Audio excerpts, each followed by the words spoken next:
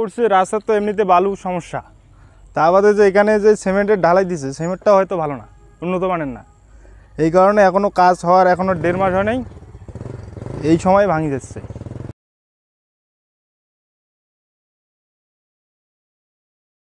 রাস্তা আছে মোড়ে, ওখানে রেলিংটা যে আছে এই রেলিংটাই হয় নাই, ওখানে গাছের মুড়ার উপর দিয়ে ইট নিয়ে গেছে, আমরা এলাকাবাসী বাধা দিছি কিন্তু ওরা আমাদের কথা মানি নাই, ওরা ওদের মতো কাজ করে গেছে কিন্তু কাজ আমাদের ভালো হয়নি।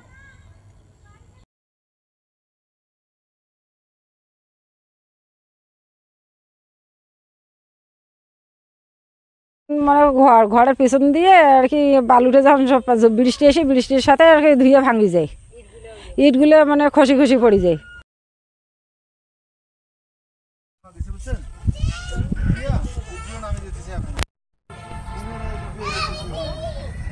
কোনো মাটি নেই।